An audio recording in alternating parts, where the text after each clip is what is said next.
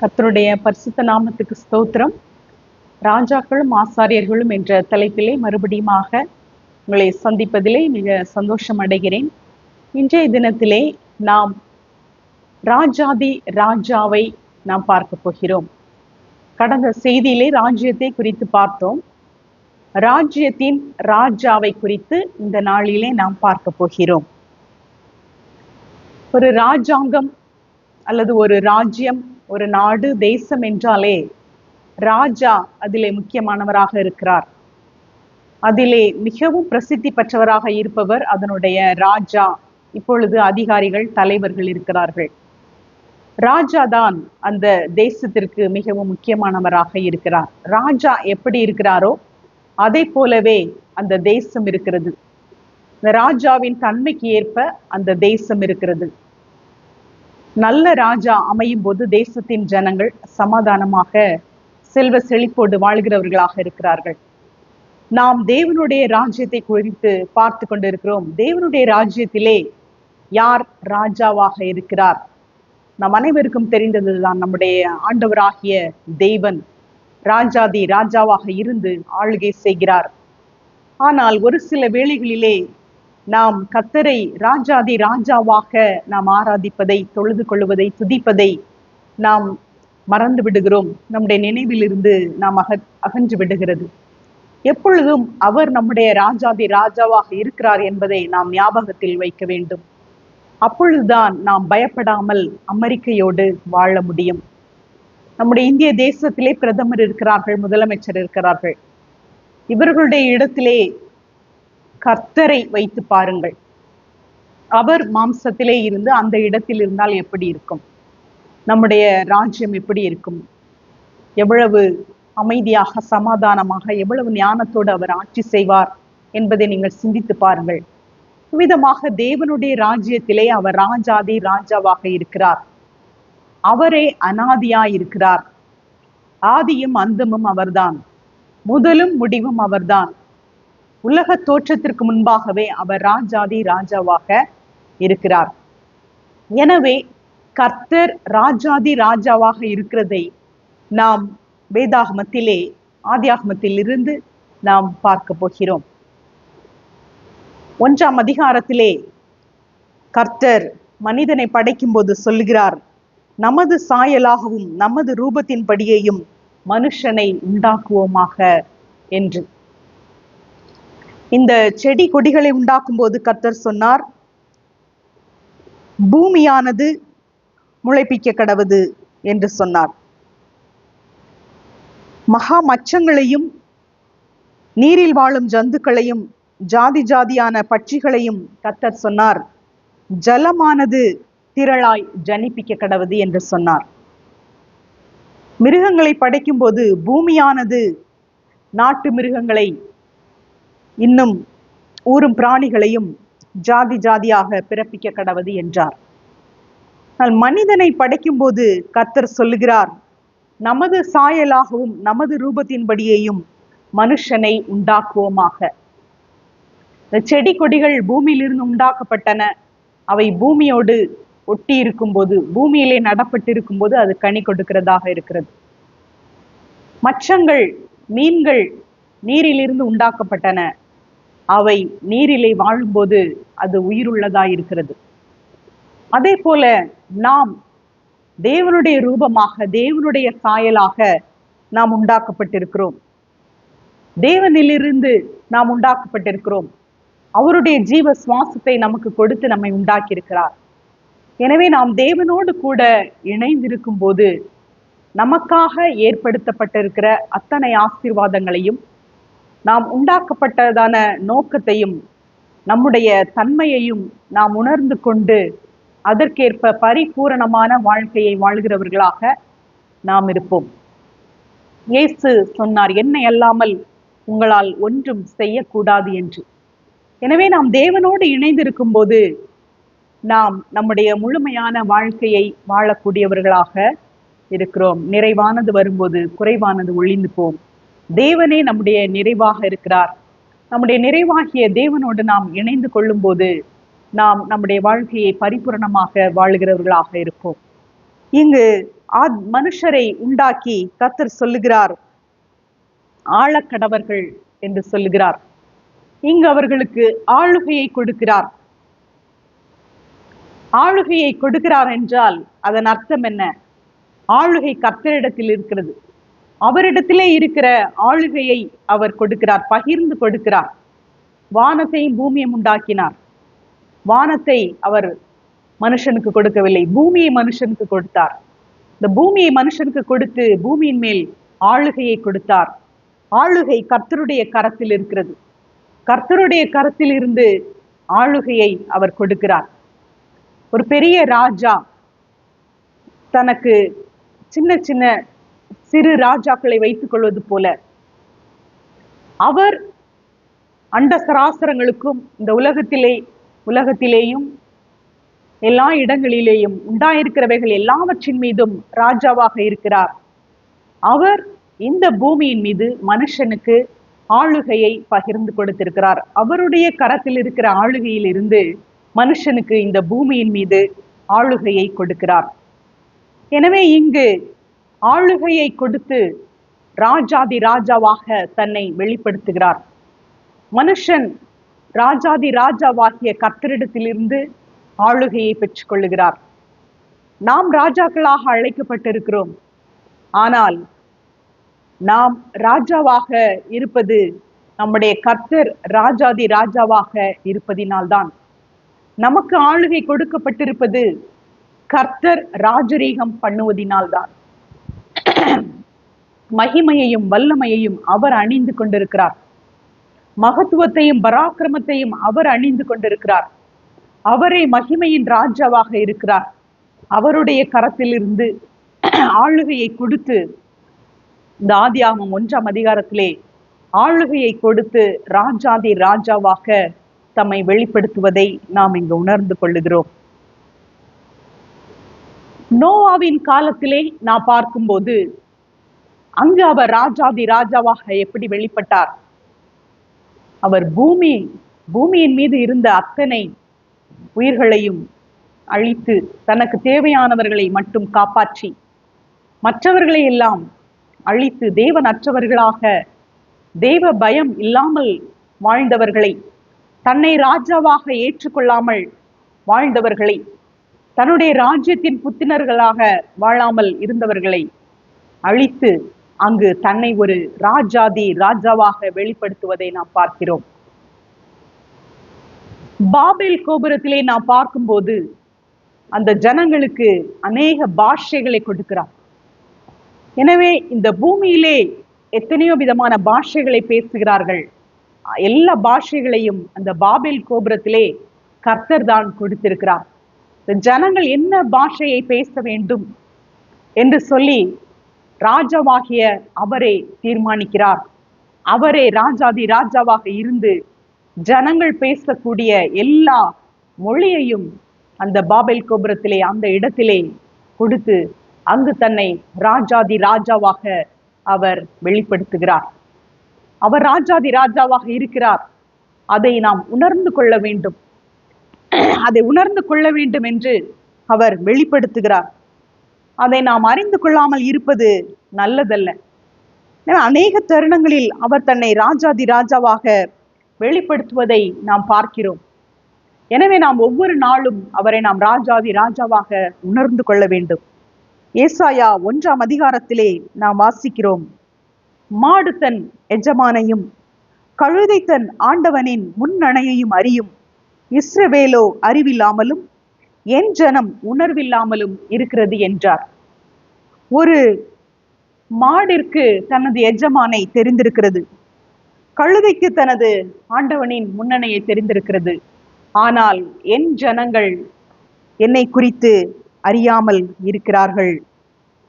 2ஆம் வசனத்திலே பார்க்கும்போது, வானங்களே கேளுங்கள், பூமியை செவி கொடு, கர்த்தர் பேசுகிறார். நான் பிள்ளைகளை வளர்த்து ஆதரித்தேன், அவர்களோ எனக்கு விரோதமாய் கலகம் பண்ணினார்கள். எனவே அவர் நம்முடைய ராஜாதி ராஜாவாக இருக்கிறார். அதை இன்று அநேகர் அறிந்து கொள்ளாமல் இருக்கிறார்கள். இது கர்த்தருக்கு எவ்வளவு வேதனையாக இருக்கிறது. நாம் ஜிகேல படிக்கிறோம், இந்தியாவின் பிரைம் மினிஸ்டர் யார், முதலமைச்சர் யார், என்றெல்லாம் நாம் படிக்கிறோம். ஆனால் இந்த சர்வ பூமிக்கும் ராஜாதி ராஜாவாக நம்முடைய ஆண்டவராகிய இயேசு கிறிஸ்து இருக்கிறார் என்பதை நம்முடைய பிள்ளைகளுக்கு நாம் கற்றுக் கொடுக்கிறோமா? அத்தனை ராஜாக்களுக்கும் மேலாக ராஜாதி ராஜாவாக நம்முடைய தேவனே இருக்கிறார். ஆபிரகாமின் வாழ்க்கையிலே அவர் எவ்விதமாக ராஜாதி ராஜாவாக வெளிப்பட்டார் என்றால், ஒரு தேசத்தை கொடுக்கிறார். என்னை நம்பி வா, உனக்கு இந்த தேசத்தை கொடுப்பேன் என்று சொன்ன போது அவன் நம்பி வந்தார். கானான் தேசத்தை வந்து அடைந்த போது அந்த தேசத்தை அவருக்கு சுதந்திரமாக கொடுத்தார். 400 வருஷம் எகிப்திலே அடிமைகளாக இருப்பார்கள். ஏனென்றால் எமோரியரிட அக்கிரமம் இன்னும் நிறைவாகவில்லை என்று சொல்லுகிறார். அவர் பூமியில் உள்ள எல்லா ஜனங்களுக்கும் ராஜாவாக இருக்கிறார். அந்த எமோரியரை குறித்த காரியத்திலும் அவர் அக்கறையாக இருக்கிறார். இயேசு கிறிஸ்து உவமையிலே சொல்லும் போது ராஜ்யத்தின் புத்திரர்களையும் களைகளையும் குறித்து சொல்லுகிறார். உலகத்தின் முடிவிலே அந்த களைகள் அகற்றப்படுகிறது. ஆனால் அது வரைக்கும் அந்த களைகள் வளருவதற்கான வாய்ப்பு கொடுக்கப்படுகிறது. அந்த எஜமான் நல்ல விதையைத்தான் விதைக்கிறார். ஆனால் அந்த களைகளை விதைக்கிறது எதிராளியாகிய பிசாசானவன். சத்துரு விதைக்கிறான். சத்துரு விதைக்கிற விதையினால் வளருகிற பயிர்கள் களைகளாக இருக்கிறது. தேவனுடைய வார்த்தையை கேட்டு அதற்கு செவி கொடுத்து வளருகிறவர்கள் பயிர்களாக வளருகிறார்கள். எதிராளி ஆகிய சாத்தானுடைய வார்த்தையை கேட்கிறவர்கள் களைகளாக மாறி போகிறார்கள். ஆனால் இந்த உலகத்திலே கர்த்தர் பயிர்களையும் களைகளையும் ஒன்றாக வளர விடுகிறார். அவர்களுக்குடைய நேரத்திற்காக அவர் காத்திருக்கிறார். எல்லா காரியத்தையும் ஏற்ற நேரத்திலே அவர் செய்து முடிக்கிறார். ஈசாக்கினுடைய வாழ்க்கையிலே நாம் பார்க்கும்போது அவன் வர வர ஐஸ்வர்யவானான் என்று நாம் பார்க்கிறோம்.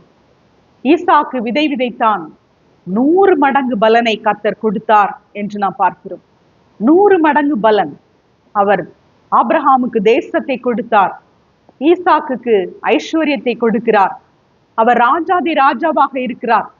அவருடைய ராஜ்யத்தின் புத்திரராக இருக்கிறவர்களுக்கு அவரால் கொடுக்க முடியாத காரியம் என்று ஒன்று இல்லை. அவரால் கூடாத காரியம் எதுவுமே இல்லை.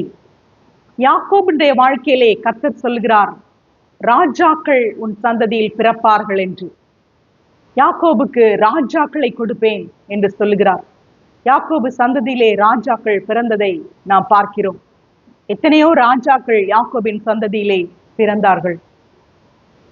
கர்த்தர் சொன்ன வார்த்தையை நிறைவேற்றுகிறவராக இருக்கிறார். அவர் சொன்ன வார்த்தையிலே ஒரு வார்த்தை கூட விழுந்து போவதில்லை. அவர் எல்லா வார்த்தைகளையும் அவர் நிறைவேற்றுகிறவராகவே இருக்கிறார். யோபு 38ஆம் அதிகாரத்திலே நாம் பார்க்கிறோம், கர்த்தர் யோபை பார்த்து கேட்கிறார், நான் பூமியை அஸ்திபாரப்படுத்துகிற போது நீ எங்கே இருந்தாய்? அவர் ராஜாதி ராஜாவாக இருந்து அவரே இந்த பூமியை அஸ்திபாரப்படுத்தி இருக்கிறார். சங்கீதம் 104:5 நாம் வாசிக்கிறோம், பூமி ஒருபோதும் நிலை பெறாதபடி அதன் ஆதாரங்கள் மேல் அதை ஸ்தாபித்தார். தாவீது பரிசுத்த ஆவியினாலே இந்த தீர்க்க தரிசனங்களை எழுதியிருக்கிறார். நாம் அறிந்திருக்கிறோம், தாவீதை சாமுவேல் தீர்க்கதரிசி தன் சகோதரருக்கு நடுவிலே அபிஷேகம் பண்ணினார். அது முதல் கர்த்தருடைய ஆவியானவர் அவன் மேல் வந்து தங்கியிருந்தார் என்று நாம் வாசிக்கிறோம். எனவே தாவீது அபிஷேகம் பண்ணப்பட்டவராக இருந்தபடினாலே அவர் மீது கர்த்தருடைய ஆவியானவர் தங்கியிருந்தார். எனவே இவர் பரிசுத்த ஆவியினாலே அநேக தீர்க்க தரிசனங்களை எழுதியிருக்கிறார். 24ஆம் வசனத்திலே, கர்த்தாவே உமது கிரியைகள் எவ்வளவு திரளாய் இருக்கிறது, அவைகளையெல்லாம் ஞானமாய் படைத்தீர், பூமி உம்முடைய பொருட்களினால் நிறைந்திருக்கிறது. இந்த பூமி நம்முடைய ராஜாதி ராஜாவாகிய கர்த்தருடையது. அவருடைய பொருட்களினால் இந்த பூமி நிறைந்திருக்கிறது. 97ஆம் சங்கீதத்திலே, கர்த்தர் ராஜரீகம் பண்ணுகிறார், பூமி பூரிப்பாகி திரளான தீவுகள் மகிழ கடவது என்று எழுதுகிறார். கர்த்தருடைய ராஜரீகத்தை பற்றி எழுதுகிறார். தானியேலிலே நாம் வாசிக்கிறோம், 4ஆம் அதிகாரத்திலே 25ஆம் வசனம், 32ஆம் வசனம், 5ஆம் அதிகாரம் 21ஆம் வசனத்திலே 3 வசனங்களிலேயும் நாம் வாசிக்கிறோம், உன்னதமானவர் மனுஷருடைய ராஜ்யத்தில் ஆளுகை செய்து தமக்கு சித்தமாய் இருக்கிறவனுக்கு அதை கொடுக்கிறார். உன்னதமானவர் இந்த பூமியிலே ஆளுகை செய்கிறார். இதை தானியேல் உணர்ந்து கொண்டார். அது நேபுகாத்நேச்சாருடைய வாழ்க்கையிலே நடைபெற்றது. அவருடைய மகனுடைய வாழ்க்கையிலும் அதை அவர்கள் உணர்ந்து கொண்டார்கள். இந்த இவ்விதமான ஞானத்தை பெற்ற பிறகு தாவீதுடைய வாழ்க்கையிலே அவர்கள் ராஜாவை, அந்த தரியு ராஜாவை தவிர தேவனை வணங்கக்கூடாது என்று அவர்கள் சட்டம் கொண்டு வருகிறார்கள். உன்னதமானவர் மனுஷருடைய ராஜ்யத்தில் ஆளுகை செய்கிறார் என்பதை அறிந்து கொண்ட இந்த தானியேல், அவர் சிங்கக்கெபி என்று சொல்லப்பட்ட போதிலும் அவர் தைரியமாக முன்போலவே அவர் பலகணிகளை திறந்து வைத்து தைரியமாக ஜெபிப்பதை நாம் பார்க்கிறோம். இந்த தைரியம் அவருக்கு எப்படி வந்தது? இந்த தரியு ராஜா தேவாதி தேவனால் ஏற்படுத்தப்பட்டவர், உன்னதமானவரால் ஏற்படுத்தப்பட்டவர். ராஜாக்களை தள்ளி ராஜாக்களை ஏற்படுத்துகிறவர் தேவனாகிய கர்த்தர். இந்த ஞானம் தானியேலுக்கு இருந்தபடியினாலே ராஜாவை வணங்க வேண்டும் என்று அவர்கள் சட்டம் கொண்டு வந்த போது அவர் உண்மையான ராஜாதி ராஜாவாகிய உன்னதமான தேவனையே அவர் வணங்கினார். ஏனெனில் அவர் அறிந்திருந்தார், உண்மையான ராஜாதி ராஜா நம்முடைய தேவனாகிய கர்த்தர் தான். அவர் தம்முடைய கரத்தில் இருந்து இந்த ராஜாக்களுக்கு அதிகாரங்களை கொடுக்கிறார். உன்னதமானவர் மனுஷருடைய ராஜ்யத்தில் ஆளுகை செய்து தமக்கு சித்தமாய் இருக்கிறவனுக்கு அதை கொடுக்கிறார். அது எப்படிப்பட்ட ராஜாவாக இருந்தாலும், தேவனை அறிந்தவராக இருந்தாலும் அறியாதவராக இருந்தாலும், ஆளுகையை கொடுப்பது தேவன் மாத்திரமே. எனவே நாம் இந்த அரசியல் காரியங்களுக்காக யார் அதிகாரத்தில் வர வேண்டும், இவர்தான் வர வேண்டும் என்று நாம் குறிப்பிட்டு ஜெபிக்க வேண்டிய, நம்முடைய ஞானத்தினாலே நாம் ஜெபிக்க வேண்டிய அவசியமில்லை. தேவனே ராஜாக்களை ஏற்படுத்துகிறவர், தேவனே தலைவர்களை ஏற்படுத்துகிறவர். எனவே அவர் ஒருவரை அதிகாரத்தில் ஏற்படுத்துகிறார் என்றால் உன்னதமானவர் இந்த ராஜ்யத்தில் ஆளுகை செய்கிறார். எனவே அதற்கு மாறாக நாம் நம்முடைய சித்தத்தின்படியாக, நம்முடைய விருப்பத்தின்படியாக இவர்தான் ஆளுகையில் வர வேண்டும் என்று நாம் நம்முடைய விருப்பத்தை தெரிவிக்கிறவர்களாக நாம் இருக்கக்கூடாது. நம்முடைய விருப்பத்திற்காக நாம் ஜெபிக்கிறவர்களாக நாம் இருக்கக்கூடாது. யாக்கோபிலே நாம் வாசிக்கிறோம், உங்கள் இச்சைகளுக்காக நீங்கள் ஜெபிக்கிறீர்கள், நீங்கள் விண்ணப்பம் பண்ணியும் பெற்றுக்கொள்ளாமல் இருக்கிறது ஏன்? ஏனென்றால் நீங்கள் உங்கள் இச்சைகளுக்காக ஜெபிக்கிறீர்கள் என்று நாம் வாசிக்கிறோம். எனவே நாம் கர்த்தருடைய சித்தத்திற்காக நாம் ஜெபிக்க வேண்டும். உம்முடைய ராஜ்யம் வருவதாக, உம்முடைய சித்தம் பரலோகத்திலே செய்யப்படுவது போல பூமியிலேயும் செய்யப்படுவதாக என்று ஜெபிக்கும்படியாக இயேசு நமக்கு கற்றுக் கொடுத்தார். எனவே உன்னதமானவரே ஆளுகை செய்கிறார் என்பதை நாம் உணர்ந்து கொண்டு அதிகாரத்திலே யாரை அமர்த்த வேண்டும் என்று கர்த்தர் அறிந்திருக்கிறார். எனவே உமக்கு சித்தமான ஆளுகை ஏற்படுவதாக என்றுதான் நாம் ஜெபிக்க வேண்டும். தானியேல் இதை நன்றாக உணர்ந்திருந்தார். நாமும் இதை உணர்ந்து கொள்வோம். உன்னதமானவர் மனுஷருடைய ராஜ்யத்தில் ஆளுகை செய்து தமக்கு சித்தமாய் இருக்கிறவனுக்கு அதை கொடுக்கிறார்.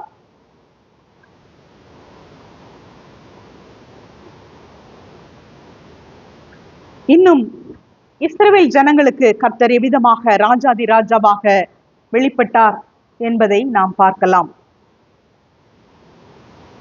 மோசே இஸ்ரவேல் ஜனங்களை நடத்துவதற்காக அழைக்கப்படுகிறார். யாத்ராகமம் 3ஆம் அதிகாரத்திலே நாம் பார்க்கிறோம்.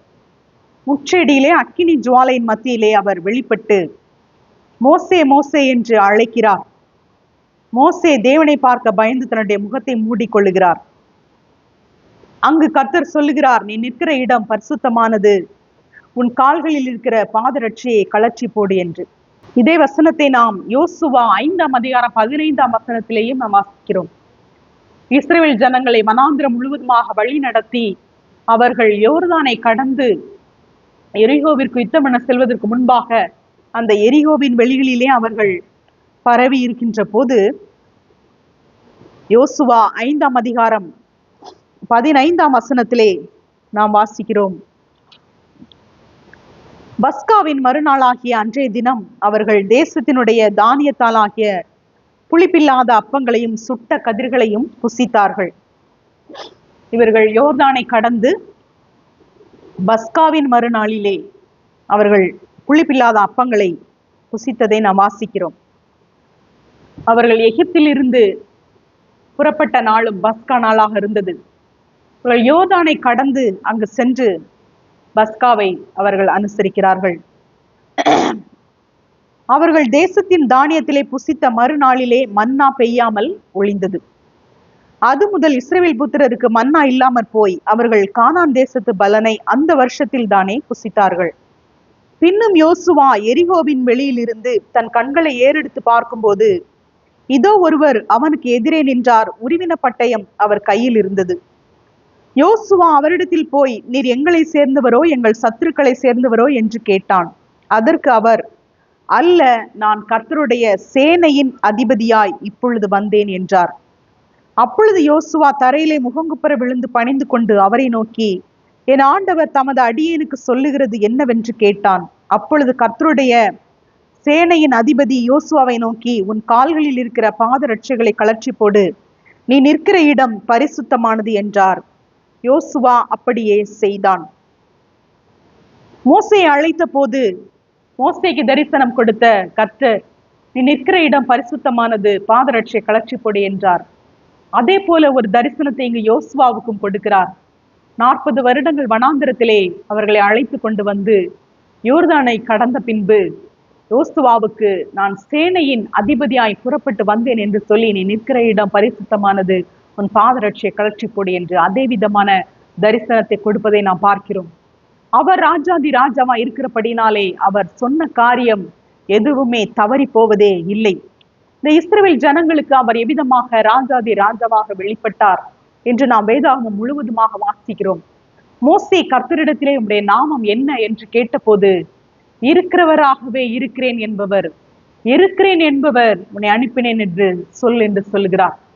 இருக்கிறவராகவே இருக்கிறேன் என்று சொல்லி, நான் உங்களோடு கூட இருக்கிறேன், நானே உங்களோடு கூட இருக்கிறேன், நானே ராஜாதி ராஜாவாக உங்களோடு கூட இருக்கிறேன் என்று சொல்லி அவர்களுக்கு ராஜாதி ராஜாவாக வெளிப்பட்டார்.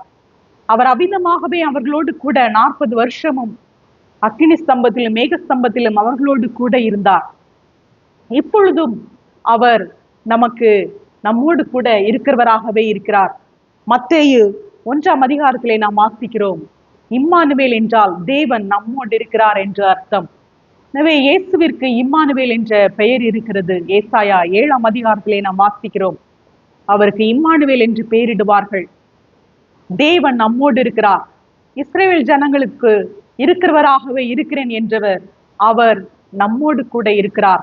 இம்மானுவேலராக அவர் நம்மோடு கூட இருக்கிறார். மத்தேயு 28ஆம் அதிகாரத்திலே அவர் சொல்லுகிறார், உயிர்த்தெழுந்து பரமேறி செல்லும் போது, இதோ வானத்திலும் பூமியிலும் சகல அதிகாரமும் எனக்கு கொடுக்கப்பட்டிருக்கிறது, உலகத்தின் முடிவு பரியந்தம் சகல நாட்களிலும் நான் உங்களோடு கூட இருக்கிறேன் என்று சொல்லி இருக்கிறார். எனவே இவர் ஆதாமுக்கு ஆளுகையை கொடுத்தார்,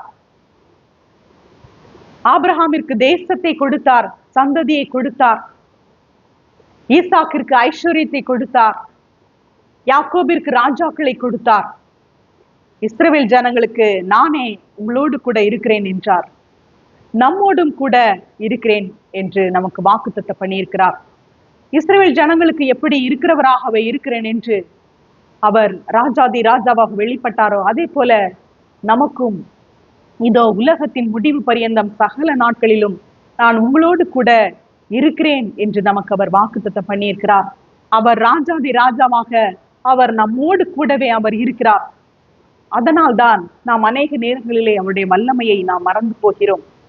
ஒரு தீர்க்கதரிசி தன்னுடைய வீட்டிலும் தன்னுடைய ஊரிலுமே என்று வேறெங்கும் கனவீனப்படான் என்று இயேசு சொன்னார். இவ்விதமாக இயேசு நம் மத்தியிலே நம்மோடு கூட அவர் இருக்கிறபடினாலே நாம் அவருடைய வல்லமையும் அவருடைய மகத்துவத்தையும் அவருடைய மாட்சிமையையும் நாம் ஒரு சில நேரங்களிலே உணர்ந்து கொள்ளாமல் இருக்கிறோம். அவர் நம்மோடு கூட இருக்கிறபடினாலே இஸ்ரவேல் ஜனங்களை பார்த்து மோசே கேட்கிறார், இவ்வளவு சமீபமாய் தேவனை பெற்ற வேறே பெரிய ஜாதி எது என்று. எனவே நாம் தேவனை சமீபமாய் நாம் பெற்றிருக்கிறபடினாலே நாம் வேண்டிக் கொள்வதற்கும் நினைப்பதற்கு மேலாக அவர் நமக்கு செய்கிறபடினாலே, நம்முடைய எல்லா காரியங்களையும் அவர் அறிந்தவராய் இருக்கிறபடினாலே நாம் அவரை வல்லமையுள்ளவராகவும் மகத்துவம் உள்ளவராகவும் மாட்சிமை நிறைந்தவராகவும் பராக்கிரமம் நிறைந்தவராகவும் ராஜாதி ராஜாவாகவும் சேனைகளின் அதிபதியாகவும் உணர்ந்து கொள்ள நாம் ஒரு சில நேரங்களிலே நாம் மறந்து விடுகிறோம். எனவே அவரை நாம் நம்முடைய தகப்பனாக, நம்முடைய நண்பராக, நம்முடைய மூத்த சகோதரனாக நாம் உணர்ந்து கொள்ளுகிற வேளையிலே அவரை ராஜாதி ராஜாவாக நாம் உணர்ந்து கொள்ள வேண்டியது அவசியமாக இருக்கிறது. நாம் ராஜ்யத்தின் புத்திரர்களாக இருக்கிறபடினாலே நம்முடைய ராஜ்யத்தின் ராஜாதி ராஜாவாகிய கர்த்தரை நாம் ஒவ்வொரு நாளும் தொழுது கொண்டு சேவிக்க வேண்டியது அவசியமாக இருக்கிறது. நாம் ராஜாவுக்கு கொடுக்க வேண்டிய கனத்தை கொடுக்க வேண்டியது அவசியமாக இருக்கிறது. அவருடைய ராஜாங்கத்திலே எந்த குறையும் இருக்காது என்பதை விசுவாசிக்க வேண்டியது அவசியமாக இருக்கிறது. எனவே இந்த இஸ்ரவேல் ஜனங்களுக்கு அவர் இருக்கிறவராகவே இருக்கிறேன், என்றென்றைக்கும் இதுவே என் நாமம், தலைமுறை தலைமுறை தோறும் இதுவே என் பேர் பிரஸ்தாபம் என்று சொன்னவர் இன்றைக்கும் அவர் நம்மோடு கூட இருக்கிறவராகவே இருக்கிறார். யாத்ராகமம் 14ஆம் அதிகாரத்திலே நாம் செங்கடலை குறித்த அந்த நிகழ்ச்சியை நாம் பார்க்கிறோம். அப்பொழுது மோசே ஜனங்களை நோக்கி, பயப்படாதிருங்கள், நீங்கள் நின்று கொண்டு இன்றைக்கு கர்த்தர் உங்களுக்கு செய்யும் ரட்சிப்பை பாருங்கள். இன்றைக்கு நீங்கள் காண்கிற எகிப்தியரை இனி என்றைக்கும் காண மாட்டீர்கள். கர்த்தர் உங்களுக்காக யுத்தம் பண்ணுவார், நீங்கள் சும்மா இருப்பீர்கள் என்றான். அப்பொழுது கர்த்தர் மோசேயை நோக்கி, நீ என்னிடத்தில் முறையிடுகிறது என்ன? புறப்பட்டு போங்கள் என்று இஸ்ரவேல் புத்திரருக்கு சொல்லு. நீ உன் கோலை ஓங்கி உன் கையை சமுத்திரத்தின் மேல் நீட்டி சமுத்திரத்தை பிளந்து விடு. அப்பொழுது இஸ்ரவேல் புத்திரர் சமுத்திரத்தின் நடுவாக வெட்டாந்தரையிலே நடந்து போவார்கள். இந்த செங்கடலை குறித்த நிகழ்வை நாம் இங்கு வாசிக்கிறோம். இங்கு இஸ்ரவேல் ஜனங்களுக்கு கர்த்தர் யுத்தம் செய்வதை நாம் பார்க்கிறோம். ஒரு ராஜா என்பவர் தன்னுடைய நாட்டிற்காக போரிடுபவராக யுத்தம் செய்பவராக இருப்பதை நாம் அறிந்திருக்கிறோம். ராஜாக்கள் யுத்தத்திற்கு செல்வதை நாம் அறிந்திருக்கிறோம். தாவீதின் வாழ்க்கையிலே நாம் பார்க்கிறோம், ராஜாக்கள் யுத்தத்திற்கு செல்கிற நாட்களிலே அவர் யுத்தத்திற்கு செல்லாமல் அந்த உப்பரிகையிலே உலாவிக் கொண்டிருந்த சம்பவத்தை நாம் வாசித்திருக்கிறோம். ராஜாக்கள் யுத்தத்திற்கு செல்வார்கள். எனவே இங்கு இஸ்ரவேல் ஜனங்களுக்கு ராஜாதி ராஜாவாக அவர் யுத்தம் செய்து வெளிப்படுவதை நாம் பார்க்கிறோம். மோசே சொல்லுகிறார், கர்த்தர் உங்களுக்காக யுத்தம் பண்ணுவார், நீங்கள் சும்மா இருப்பீர்கள் என்று. எனவே இங்கு இஸ்ரவேல் ஜனங்களுக்காக, தன்னுடைய ஜனங்களுக்காக, தன்னுடைய ராஜ்யத்தின் புத்திரர்களுக்காக ராஜாதி ராஜாவாகிய கர்த்தர் யுத்தம் பண்ணுவதை நாம் பார்க்கிறோம். 25ஆம் வசனத்திலே நாம் பார்க்கிறோம், அப்பொழுது எகிப்தியர் இஸ்ரவேலரை விட்டு ஓடி போவோம், கர்த்தர் அவர்களுக்கு துணை நின்று எகிப்தியருக்கு விரோதமாய் யுத்தம் பண்ணுகிறார் என்றார்கள். கர்த்தர் யுத்தம் பண்ணுகிறார் என்று இங்கு எகிப்தியர் சொல்லுவதை நாம் பார்க்கிறோம்.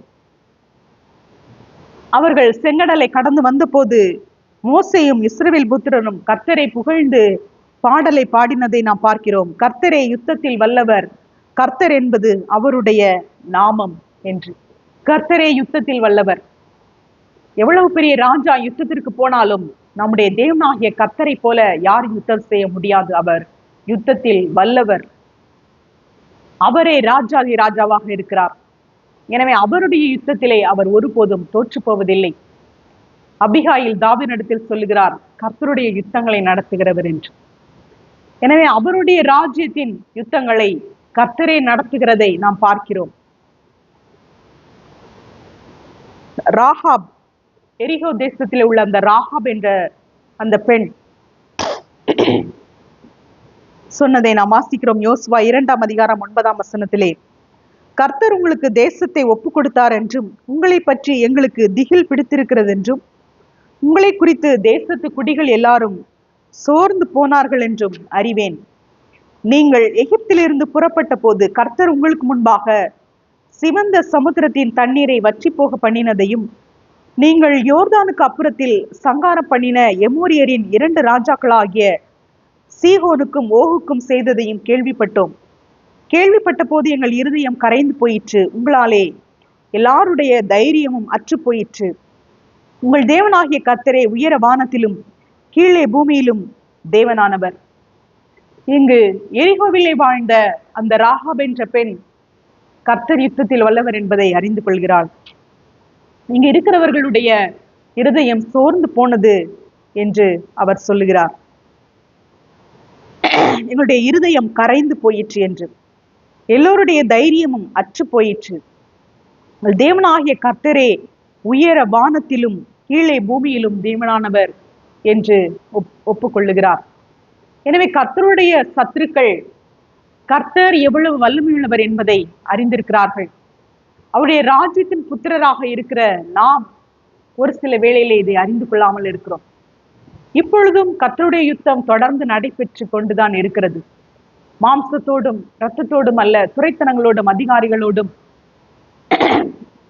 வானமண்டலத்தில் உள்ள பொல்லாதாவிகளின் சேனைகளோடு நமக்கு போராட்டம் உண்டு என்று நாம் பார்க்கிறோம். இந்த பிசாசுகளுக்கு தெரியும் கர்த்தர் எவ்வளவு வல்லமையுள்ளவர், மகத்துவமானவர் என்று. அந்த சத்துருக்கள் எல்லாம் ராஜாதி ராஜாவுக்கு முன்பாக பயந்து நடுங்கி கொண்டுதான் இருக்கிறது. யுத்தத்திலே கர்த்தர் தான் வெற்றி பெறுவார் என்பதை சத்துருக்கள் அறிந்திருக்கிறது. ஆனால் நாம் ஒரு சில வேளையிலே அறியாதவர்களாக இருக்கிறோம். எனவே கர்த்தருடைய சத்துருக்கள் கர்த்தருடைய பராக்கிரமத்தை குறித்து அறிந்திருக்கிறார்கள். நாமும் அதை அறிந்து கொள்ள வேண்டியது அவசியமாக இருக்கிறது. சத்துருக்கள் கர்த்தருடைய பலத்தை அறிந்திருக்கிற அதே வேளையிலே அவருடைய பிள்ளைகளாக ராஜ்யத்தின் புத்தகர்களாக இருக்கிற நாம் அவருடைய வல்லமையை குறித்து மிகவும் அதிகமாக அறிந்திருக்க வேண்டியது அவசியமாக இருக்கிறது. எண்ணாகமம் 22ஆம் அதிகாரத்திலே நாம் வாசிக்கிறோம். மோவாபின் ராஜாவாகிய பாலாக் சொல்லுகிறார், மாடு வெளியின் புல்லை மேய்கிறது போல இப்பொழுது இந்த கூட்டம் நம்மை சுற்றி இருக்கிற யாவையும் மேய்ந்து போடும் என்றார். இந்த மோவாபின் ராஜாவாகிய பாலாக் இஸ்ரவேலர்களை கண்டு பயப்படுவதை நாம் வாசிக்கிறோம். யோசுவா 10ஆம் அதிகாரம் 21ஆம் வசனத்திலே எமோரியருக்கு எதிரான யுத்தத்திலே நாம் வாசிக்கிறோம், ஜனங்கள் எல்லாரும் சுகமாய் மக்கெதாவில் இருக்கிற பாளையத்திலே யோசுவாவின் இடத்திற்கு திரும்பி வந்தார்கள். இஸ்ரவேல் புத்திரருக்கு விரோதமாக ஒருவனும் தன் நாவை அசைக்கவில்லை. இங்குதான் கர்த்தர் ஒரு மனிதனுடைய சொல்லை கேட்டு யுத்தம் செய்தார் என்று நாம் வாசிக்கிறோம்.